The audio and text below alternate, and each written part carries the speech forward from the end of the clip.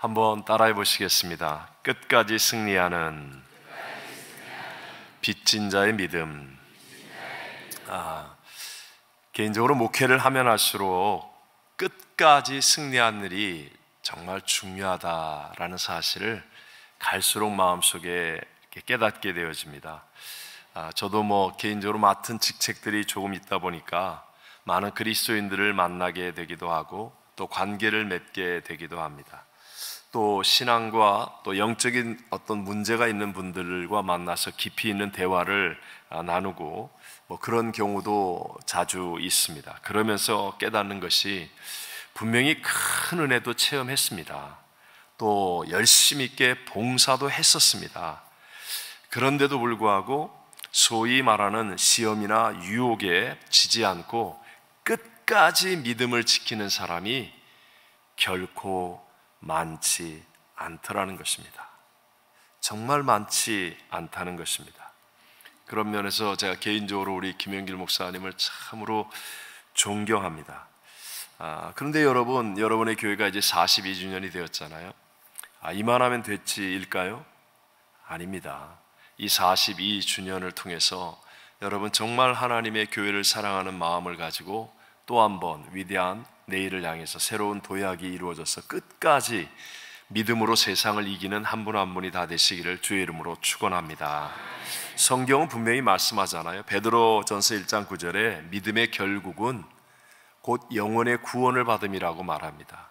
여러분, 영혼의 구원을 받는 게 우리의 믿음의 결국이지, 내 믿음 가지고 사람들 앞에 박수 받고 잠깐 축복을 받았다, 기적을 체험했다, 역사를 내가 안다, 이게 아니라 믿음의 결국이라는 것은 영혼의 구원을 받는 것입니다. 그래서 끝이 중요한 것이죠. 예수님께서도 산상수훈의 그 귀중한 말씀 속에 충격적인 말씀을 하시잖아요. 나더러 주여 주여 하는 자마다 다 천국에 들어갈 것이 아니요 그랬습니다. 이건 정말 엄청난 충격의 말씀이죠. 심지어는 주의 이름으로 선지자 노릇도 하고 주의 이름으로 귀신을 쫓아내기도 했고 주의 이름으로 많은 권능을 행하기도 한 사람들인데도 천국에 다 들어가지 못한다라고 말하면서 마지막 그때에 내가 그들에게 밝히 말하되 내가 너희를 도무지 알지 못하니 불법을 행하는 자들아 내게서 떠나가라 하리라, 이렇게 우리에게 경고합니다. 얼마나 사실 이게 충격적인 말인지 모릅니다. 그러시면서 우리 주님께서는 종말에 대해서 가르치실 때 분명하게 이렇게 또 얘기하시죠. 그러나 끝까지 견디는 자는 무엇을 얻으리라? 구원을 얻으리라. 다시 한번, 어떤 사람이 구원을 얻는다고요? 끝까지 견디는 자는 구원을 얻으리라 라고 말씀합니다. 그러니까 우리가 사실 보면 다른 무엇보다도 시작도 중요합니다. 과정 중요하죠. 하지만 그 어떤 것보다도 우리 반드시 끝까지 승리하는 믿음이 되어야 될 줄로 믿습니다. 그런 의미에서도 사도 바울은 정말 하나님을 기쁘시게 하는 삶이었을 뿐만 아니라 모든 우리 그리스도인들에게도 본이 되어지는 삶을 살았습니다. 사도 바울은 끝까지 믿음으로 세상을 이기는 승리의 신앙을 살았기 때문에, 우리에게 그 본을 보여주고 있기 때문에 정말 놀라운 도전이요 롤모델이 된다고 말할 수 있습니다. 오늘 본문 15절을 보면 그러므로 나는 할 수 있는 대로 로마에 있는 너희에게도 복음 전하기를 원하노라 라고 말합니다. 이 말을 하는 시점이 언제입니까? 바울이 지금 3차 선교 여행을 마친 후에 3차 선교 여행을 마치고 난 다음에 예루살렘으로 돌아가게 되면 환난과 핍박이 기다리는 것을 알았습니다. 하나님을 통해서 계시도 받았고 많은 사람들을 통해서도 하나님이 사인을 주셨습니다. 그런데도 불구하고 사도 바울은 로마의 복음을 전하려고 하는 그 사명을 붙들고 끝까지 믿음의 길을 가고 있는 모습입니다. 끝까지 믿음의 길을 가고 있는 모습. 제가 어제 우리 김영길 목사님과 구봉주 목사님과 저녁 식사를 이렇게 장로님이 섬겨주셔서 식사를 했는데, 그때 우리 김영길 목사님이 기승전 베트남 선교시더라고요. 그래서 굉장히 제가 도전을 받고 또 감동을 받았습니다. 여러분, 사도 바울의 입장에서 보십시오. 3차 선교여행까지 다 마쳤습니다. 사도 바울의 입장에서는 얼마든지 자기 하나 편하게 할 곳이 있습니다. 그럼에도 불구하고 억울함이 없이 나만 손해본다, 나만 일 많이 한다, 나만 희생한다, 이런 억울함이나 잘못된 비뚤어진 마음이 없이 끝까지 은혜 안에서 믿음으로 세상을 이기는 삶의 모습을 보여주는 것 아니겠습니까? 여러분, 이렇게 사도 바울이 끝까지 믿음으로 이길 수 있는 이유가 있을 거 아니에요. 그걸 우리에게 가르쳐주고 싶은 거예요. 하나님께서 우리에게 주시기 위해서 분명하게 성경은 이렇게 말씀하고 있습니다. 14절 말씀을 한번 펴놓고 계시면 앞을 보시면서 한번 읽어보겠습니다. 헬라인이나 야만인이나 지혜 있는 자나 어리석은 자에게 다 내가 빚진 자라. 오늘 우리 미국의 삶은 정말 많은 빚이 있어서 이 빚진 자라는 것의 의미를 잘 이해할 수 있을 것 같아요. 뭐 주택융자, 학자금융자, 자동차 할부, 신용카드, 뭐 각종 빚으로 사는 삶이라고 해도 과언이 아니지 않습니까? 근데 당시 사도 바울은 분명히 사업가도 아니에요. 그리고 독신이었기 때문에 부양해야 되는 책임을 가진 가족도 있는 사람이 아닙니다. 그런데도 불구하고 어떻게 헬라인이나 야만인이나 지혜 있는 자나 어리석은 자, 아니 그렇게 많은 사람들에게 도대체 얼마나 많은 빚을 졌다고 나는 빚진 자라 이렇게 얘기하는 것이겠습니까? 여러분, 빚이라는 것은 우리가 알고 있는 대로 남에게 신세를 끼쳤다든지 또는 빌려온 곳이 있어서 반드시 갚아야 될 의무가 있는 것을 빚이라고 얘기하죠. 근데 이 빚은 물질적인 것만을 의미하는 것은 아닙니다. 하나님께 받은 것들이나 아니면 하나님과 약속한 것들, 그것도 빚이라고 말할 수 있어요. 바로 사도 바울은요, 하나님께 은혜의 빚을 진 것을 아는 사람이라는 거예요. 자신은 정말 말할 수 없는 하나님의 사랑과 은혜의 빚을 진 사람이기 때문에 이 빚진 자의 마음을 가지고 있으니까 끝까지 믿음을 가지고 세상을 이기는 승리의 삶을 살아갈 수 있게 되었음을 우리에게 말씀하고 있습니다. 자, 우리 모두가 다 이미 아는 것처럼 사도 바울은 예수님을 알지 못할 때 교회와 성도를 해방하고 포행하고 핍박했던 대표적인 사람 아닙니까?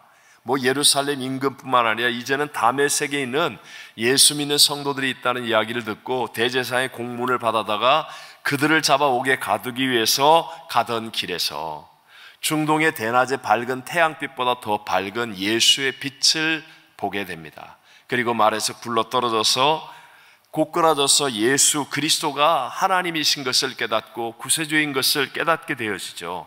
예수님이 바로 자신의 죄를 대신하여 십자가에서 죽으시고 무덤에 묻히셨다가 부활하신 유일한 구세주이심을 깨닫게 되면서 사도 바울은 철저하게 회개합니다. 이렇듯 확실한 하나님의 은혜를 체험하고 나니까 자신이 바로 은혜의 빚진 자다. 은혜의 빚진 자다. 그래서 not I but Christ의 삶이 끝까지 이루어지게 되더라는 것이죠. 여러분, 이 은혜는 사도 바울에게만 해당되는 것이겠습니까? 아니죠. 우리 모두에게도 동일하지 않습니까? 첫사람 인간 아담과 하와가 범죄함으로 그 후손으로 태어난 우리 모두는 영이 죽은 채 죄인으로 태어났습니다. 저와 여러분이 죄를 지어서 죄인이 된 게 아니라 우리는 죄인으로 태어났기 때문에 죄를 짓는 거 아닙니까? 맞죠, 여러분? 저만 죄인이에요. 제가 이제 작년에 첫 손주를 얻었습니다. 근데 이제 뭐 이렇게 며느리가 매일 저에게 한 번씩 이렇게 데리고 옵니다. 물론 새벽 예배도 데리고 나오고 다 하는데 교회 안에서는 제가 안아볼 수가 없으니까 여기 아무도 없으니까 이제 솔직히 얘기하지만 그 참 첫 손주가 이뻐요. 얼마나 이쁘고 이렇게 그런지 사실 뭐 아시겠죠? 네. 그런데 그 귀하고 천사 같은 이 아이가 어쩜 그렇게 죄를 잘 지어요? 잔머리를 잘 굴리고 벌써 죄를 짓는 모습.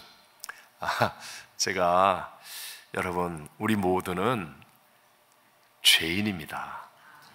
인정하시겠습니까? 네.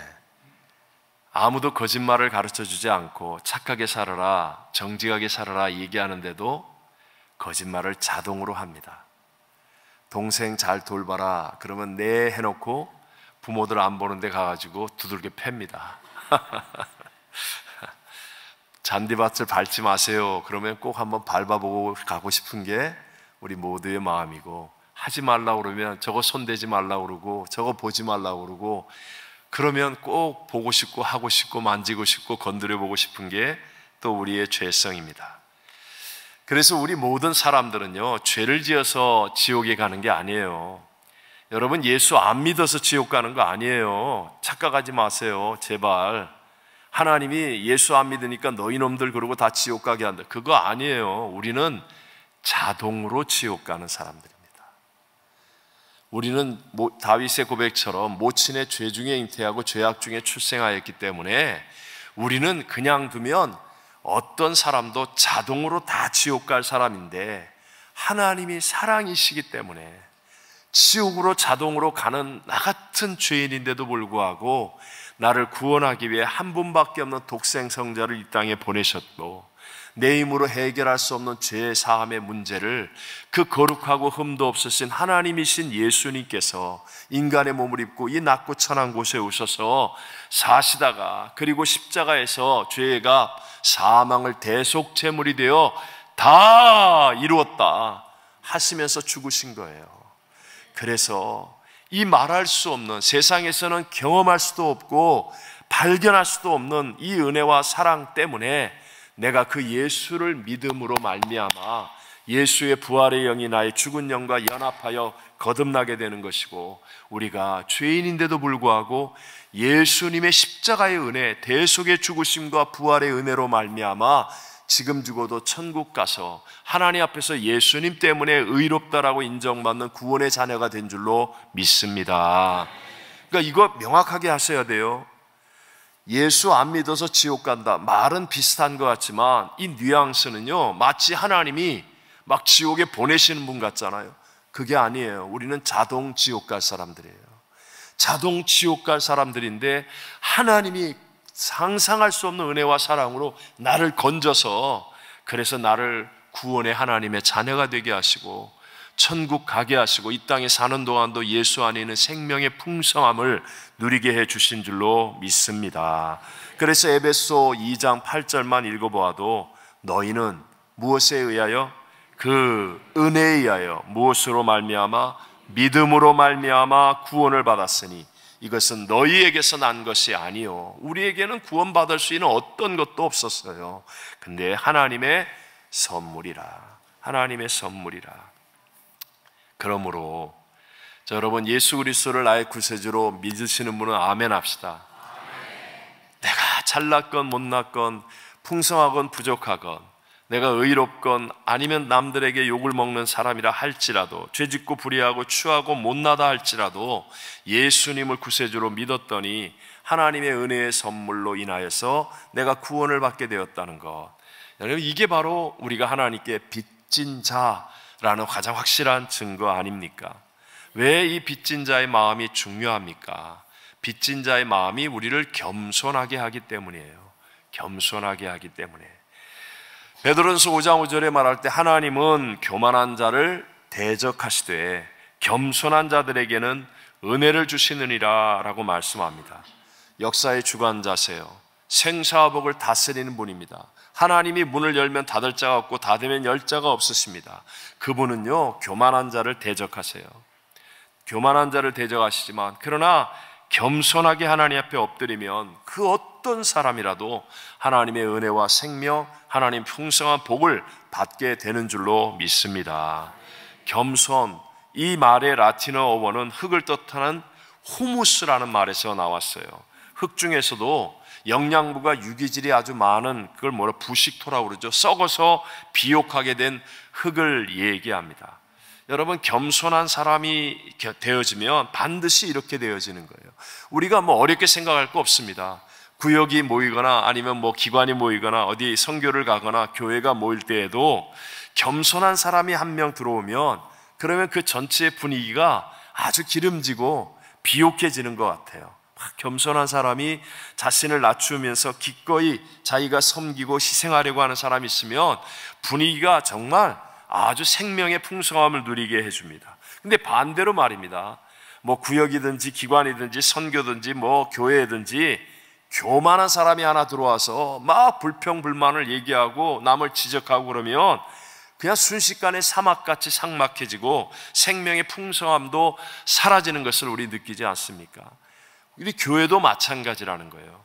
우리 감사하니 교회처럼 늘 하나님의 은혜 앞에 겸손한 마음을 가지면 하나님이 정말 강물 같은 축복을 앞으로도 계속하여 부어주시게 될 줄로 믿습니다. 겸손하면 비옥하고 좋아지게 되어 있다는 거예요. 생명의 풍성함을 누리게 되어 있다는 거예요. 이 교회는 정말 많은 사람들이 바라보는 모범이 되는 교회입니다. 이제까지가 아니라 앞으로 더 많이 하나님의 생명의 풍성함을 누리고 우리의 다음 세대들을 살리고 이 땅을 살리고 세계 선교를 이루어가야 되는 하나님의 귀중한 사명을 가진 교회인 줄로 믿습니다. 그러기 위해서는요, 우린 정말 하나님의 은혜 앞에서 빚진 자의 마음을 가지고 겸손할 수 있어야만 한다는 거죠. 여러분, 세상에서 제일 큰 물을 무엇이라고 얘기합니까? 질문이 갑작스러워서 너무 어렵죠? 세상에서 가장 큰 물을 뭐라고 그러죠? 바다라고 얘기하지 않습니까? 바다의 또 다른 특징, 제일 큰 물이라는 특징과 함께 또 다른 특징은 제일 낮은 곳이라는 특징이 있습니다. 제일 낮은 곳, 가장 낮기 때문에 모든 시냇물과 강물이 다 흘러 들어가는 거예요. 다 받아들이는 거예요. 그래서 큰 물이 되는 것입니다. 이 바다는 마르는 법이 없습니다. 또 항상 더러움을 정화해서 생명의 풍성함을 만들어내는 곳이 바로 바다 아니겠습니까? 우리 예수님께서도 온 인류를 구원하기 위해 자신을 낮추셨잖아요.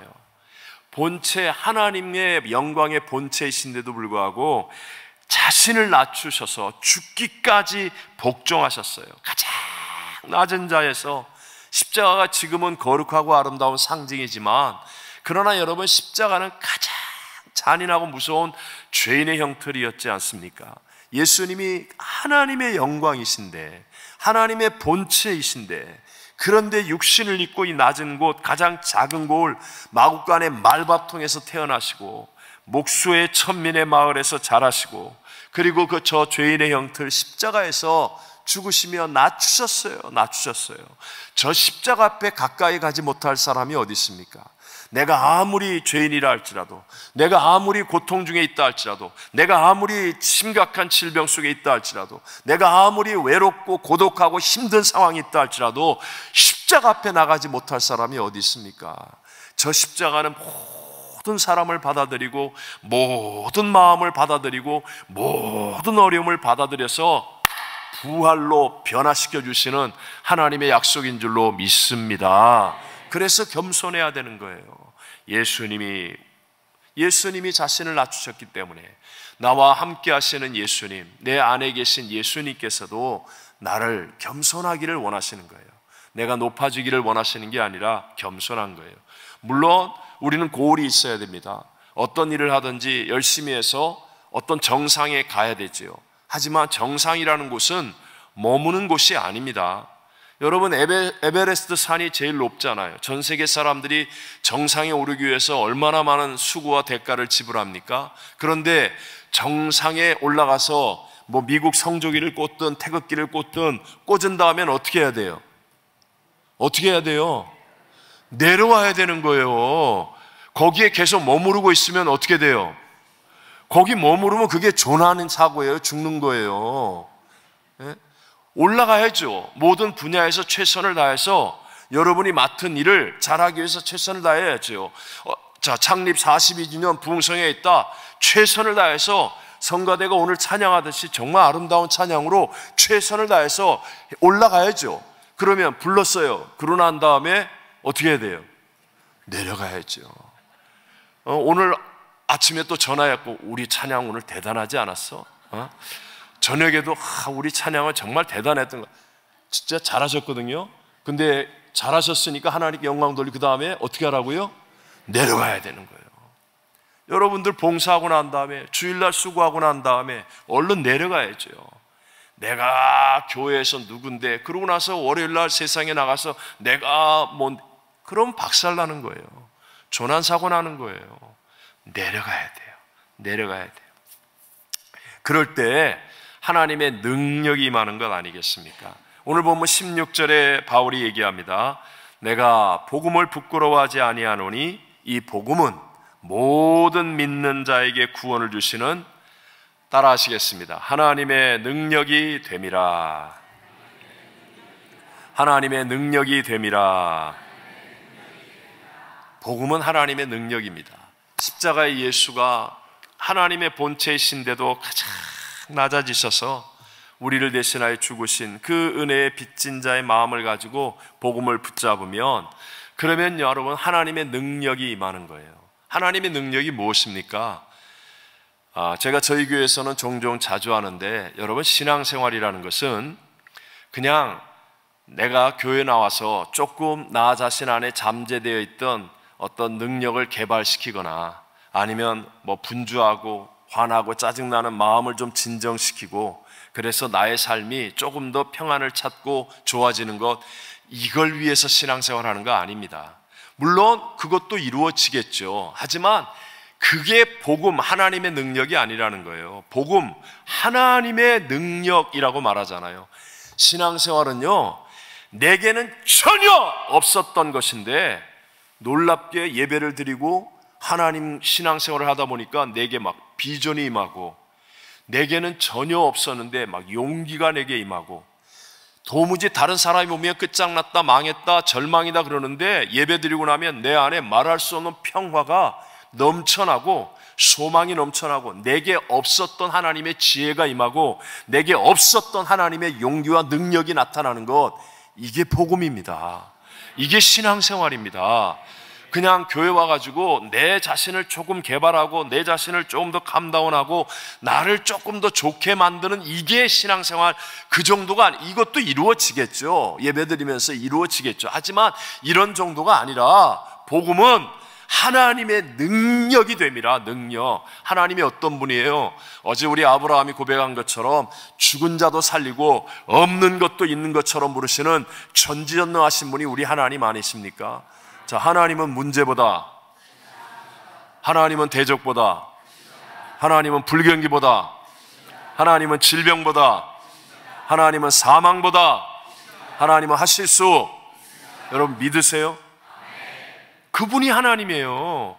내가 볼 때는 이 문제를 내가 해결할 길이 없어요. 근데 복음이 뭐예요? 복음이 하나님의 능력이라니까요. 하나님은 그 문제보다 크시다니까요. 내가 볼 때는 저 대적을 내가 이길 길이 없습니다. 귀신은 뭐하나 저런 인간 잡아가지도 않나, 이러고 한탄할 수밖에 없어요. 그런데 복음이 뭡니까? 하나님께 엎드려 기도하면 하나님은 대적보다 크신 분이에요. 하나님이 나를 높여주시든지 대적을 작게 만드시든지 하나님은 하실 수 있는 줄로 믿습니다. 세상은 다 불경기라고 그러고 세상은 난리라고 그러고 세상은 끝장이라고 얘기해도 아니에요. 하나님은 그것보다 크십니다. 그게 복음이요, 하나님의 능력이라는 것입니다. 근데 이게 누구에게 임합니까? 누구에게 계속하여 나타나 끝까지 믿음으로 세상을 이기게 만들어줍니까? 겸손한 자에게, 은혜의 빚진 자의 마음을 가지고 자신을 낮추는 겸손한 자가 되어지면, 그러면 하나님의 능력은 나타나게 될 줄로 믿습니다. 1985년도에 미국에서 가장 훌륭한 교사에게 주는 그 뭐라고 그래요? National Teacher of the Year, 그러니까 올해의 교사상이라는 그런 상을 받는 사람으로 선정된 테리 도저라는 분이 있었습니다. 좀 독특한 분이었습니다. 이분이 특별한 것은 월남에서 독일 아빠와 월남 엄마 사이에서 태어났어요. 근데 이 독일 아빠가 나치의 정보원이었습니다. 그러니까 그렇게 일하다가 그냥 순식간에 행방불명이 돼버린 거예요. 그리고 어머니는 그 쇼크로 인해서 병을 얻어 죽고 말았습니다. 그러니까 아직 어린 테리와 오빠가 있었는데 자기의 먼 친척들의 손에 의해서 중국 식당에 팔려버립니다. 그래서 그 중국 식당에서 정말 죽지 못해서 사는 아주 고생스러운 삶을 살고 있을 때에 미국의 군사 고문관으로 이 월남에 오신 분의 눈에 띄었어요. 그래서 그분의 양녀가 되어서 지내다가 같이 미국에 왔습니다. 그리고 미국에 와서 그분과 함께 교회를 다니게 되었고 예수님을 영접하게 되었습니다. 그 후에 이 테리는 내가 살아남은 것은 하나님의 은혜요 미국 사회 덕분이다. 나는 하나님과 미국의 빚을 졌으니 빚을 갚아야 한다라고 늘 생각했대요. 그래서 그 빚을 갚을 수 있는, 자기가 할 수 있는 가장 좋은 길이 교사가 되어서 아이들을 잘 가르치는 일이라고 생각해서 그녀는 고등학교 역사 교사가 되었고요. 단지 가르치는 것만이 아니라 아이들을 향한 사랑과 정열을 쏟았습니다. 그녀는 늘 말하기를 진심은 전염됩니다. 학생들은 나에게 역사만을 배우지 않고 사회를 위한 열심 또한 배웠습니다. 많은 졸업생들이 사회에 나가 열심히 일하고 있는 것을 볼 때 나는 다소나마 하나님과 미국의 빚을 갚고 있다는 위로를 받습니다 라고 말했어요. 한 평범한 사람의 일생이지만 정말 그 고난 속에서도 가장 가치 있고 보람된 인생의 결말을 향해 달려가고 있지 않습니까? 여러분, 이게 사실은 빚진 자의 겸손한 마음 때문이라는 것을 아셔야 합니다. 반대로 마태복음 20장에 보면 예수님께서 천국에 대한 비유를 한 데나리온씩의 약속을 받고 포도원에서 일하게 된 품꾼들로 말씀하여 주십니다. 자, 좋은 주인이 있었어요. 한 데나리온의 임금을 약속했습니다. 그래서 오전 6시에 나가서 품꾼들을 부릅니다. 이 사람들은 하루를 일해야 자기와 가족 식구들을 부양해서 살 수 있는 사람들이에요. 그런데 아침 9시에 나가보니까 아직도 일자리를 찾지 못해 어려워하는 사람들이 있어 그들도 불러옵니다. 낮 12시에 나가도 그 시간까지도 일을 얻지 못한 사람들이 있어서 데려옵니다. 심지어는 오후 3시, 마지막은 오후 5시까지. 정말 좋은 주인이죠. 그래서 일을 하고 난 다음에 이제 품삯을 주는 거예요. 근데 성경은 제일 늦게 온 사람부터 품삯을 줍니다. 오후 5시에 온 사람이 품삯을 받는데 보니까 한 데나리온을 받는 거예요. 그러니까 더 일찍 와서 더 많은 일을 했다고 생각하는 사람들은 야, 저 주인은 저렇게 주는구나. 그럼 나는 좀 더 많이 받지 않을까라고 자기가 생각한 거예요. 근데 주인이 똑같이 다 한 데나리온씩을 주는 겁니다. 그러자 나중에 와서 일을 많이 한 사람이 한 데나리온을 받으면서도 불평합니다. 주인을 향하여 원망하는 거예요. 그때 예수님께서 가르쳐 주시는 교훈이 무엇입니까? 그들은 주인의 뜻에 초점을 두고 있지 않다라는 사실을 책망하고 계신 겁니다. 마태복음 20장 14절 15절에 보면 네 것이나 가지고 가라. 나중은 이 사람에게 너와 같이 주는 것이 누구 뜻이니라? 내 뜻이니라. 내 것을 가지고 내 뜻대로 할 것이 아니냐? 내가 선함으로 네가 악하게 보느냐? 그러면서 책망하시는 거예요. 이 말씀은요, 오늘날 우리가 신앙생활하면서 상황에 빠져 있고 자기 생각에 빠져 있는 사람들을 향하여 동일하게 해주시는 거예요. 하나님의 뜻에 초점을 맞추지 않고, 하나님의 뜻이 무엇이죠? 말할 수 없는 십자가와 부활의 사랑과 은혜입니다. 정말 내가 아무리 더 많이 수고해도 하나님의 사랑과 은혜 앞에서는 바닷물과 같다면 내 수고는 진짜 한 컵보다도 못한 거예요. 근데 여기다가 초점을 맞추고 내가 저 사람보다 이 컵에 물을 많이 담았는데 내가 조금 더 좋은 물인데 바닷물과 같은 하나님의 은혜와 사랑을 받았는데 여기에 초점을 두지 않고 자꾸 자기 생각, 눈에 보이는 상황, 여기에 마음을 빼앗기는 것을 책망하고 계신 거예요. 오늘 우리도 신앙생활하면서 여러분 혹시라도 그럴 때가 있지 않습니까? 긴 세월을 신앙생활하면서 이제 자기도 아는 것이 생깁니다.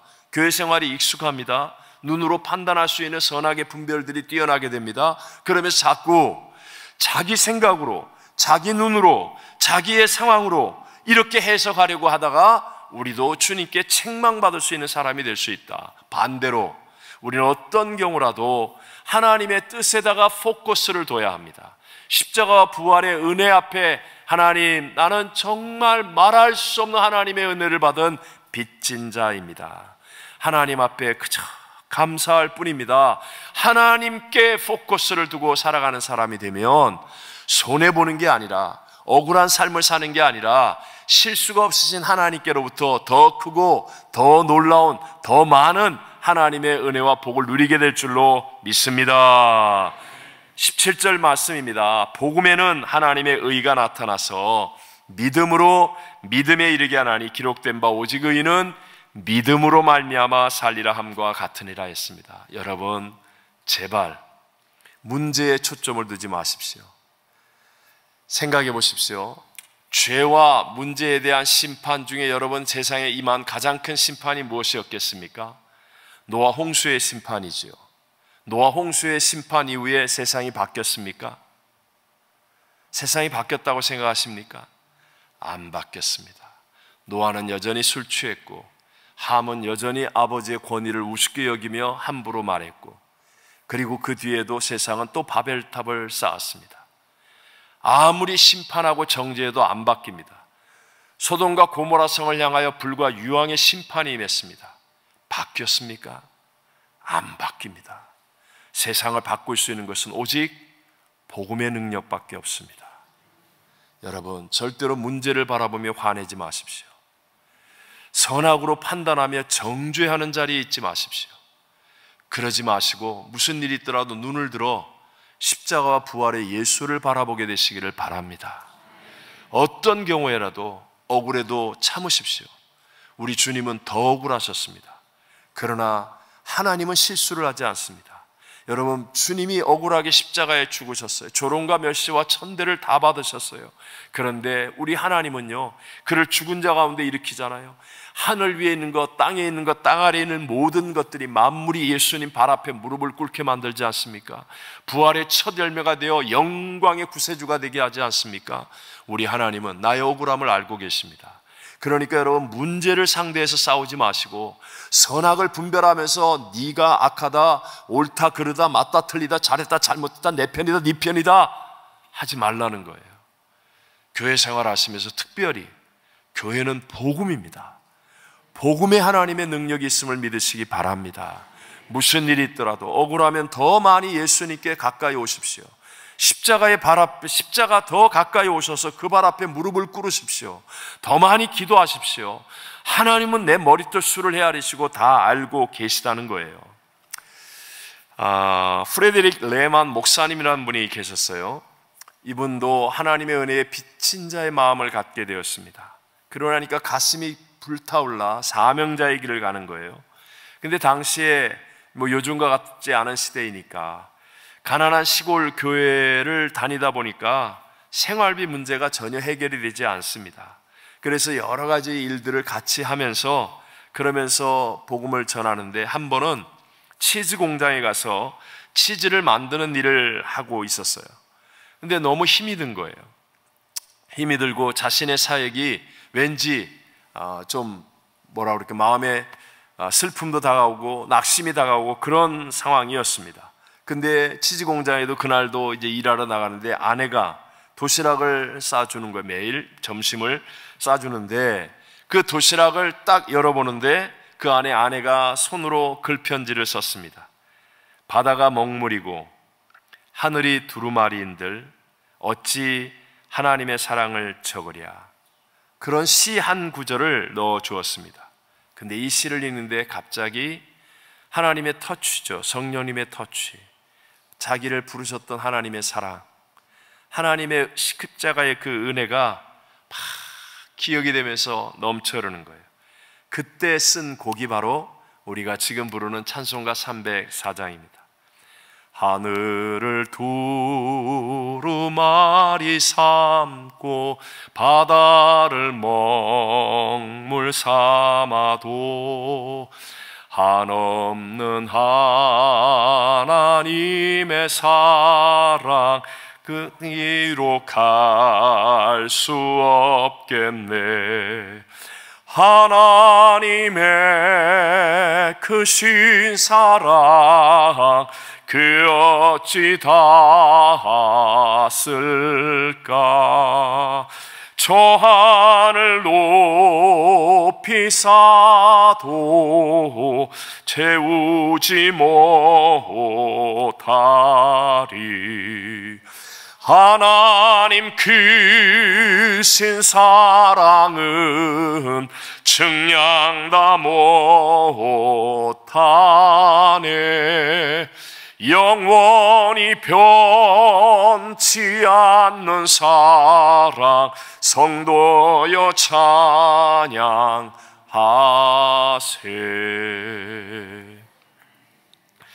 제가 선교사 초창기 때, 저는 이제 여의도 수목교회 파송 선교사였기 때문에 1년에 한 번씩 선교대회를 나갑니다.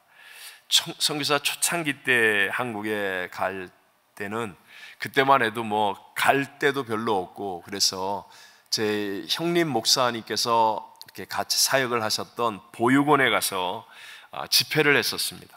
3일, 뭐 이틀, 몇 년 동안을, 한 3, 4년 동안을 그렇게 했던 것 같아요. 그 참 여러 가지 에피소드가 많은데 그 시절에 있었던 일이었습니다. 한 번은 예배를 드리는 첫날이었던 것 같아요. 근데 정말 예배를 드리는데 열심히 찬송을 부르고 막 이렇게 열심히 기도도 해요. 참 뭐 옛날 우리 한국에는 전쟁으로 인한 고아들이 그 보육원에 있는 분들의 대부분이었지만, 지금은 어떤 이유와 상황 속에서 부모님이 이렇게 자녀를 양육할 수가 없어서 그래서 이렇게 맡겨지거나 버려진 분들이 많았습니다. 근데 그 막 이렇게 예배를 드리는데 한 아이가, 제가 이렇게 그때 처음에 갔을 때 저희 형님 목사님이 그러시더라고요. 절대로 네가 보기에 키가 작거나 작아 보여도 네가 생각하는 것보다 훨씬 나이가 많거나 그러니까 말을 조심해라 그러는데, 정말 제가 다 그런 건 아닌데 그런 특징이 있는 분들이 있어요. 그래서 굉장히 정말 작아서 초등학생인 줄 알았더니 고등학교 3학년이고 이런 분들이 있으시더라고요. 근데 그런 어두움과 상처를 좀 가진 분들이 간혹 계세요. 근데 예배를 드리는데 눈에 띄는 한 분이 있어요. 한 아이가, 학생이죠. 뭔가 분노에 꽉 차고 어둠이 꽉 차 있는 듯한, 뭐 예배를 드리러 나왔으니까 뭔가를 하고 싶어 하는데도 그냥 정말 어둠이 꽉 차 있는 것 같아요. 그 학생은 부모가 자기를 낳고 버렸다고 하는 어떤 원망과 미움이 마음속에 꽉 차 있었습니다. 그러니까 기승전 베트남 선교가 아니고 이분은 기승전 부모 원망이에요. 기승전 세상 원망이에요. 그냥 뭐 안 그러려고 노력하는데도 얘기를 해보면 기승전이 다 마지막 결론은 부모 원망. 너무나 안타까워서 그 학생을 위해서 기도하는데 마침 이렇게 대화를 할 수 있는 그런 기회가 주어졌어요. 성령님이 그냥 그 학생이 막 이렇게 저한테도 얘기를 하면서 뭐 그런 거예요. 기승전 부모 원망인데 아주 정말 칼날같이 그렇게 얘기를 하세요. 근데 성령님이 감동을 주셔서 제가 이렇게 얘기를 했습니다. 당시에 우리 형제님 정말 갓난아기 때 보육원 앞에다가 그 어린 아기를 두고 가야 되는 부모님의 그 마음, 부모님의 형편을 우리는 지금 다 알 수는 없습니다. 하지만 분명한 것 한 가지는 누군가 그때 보육원의 문을 열어 주었고 받아 주었기 때문에 형제님이 지금 이렇게 예배당에 올 수 있는 것 아니겠습니까?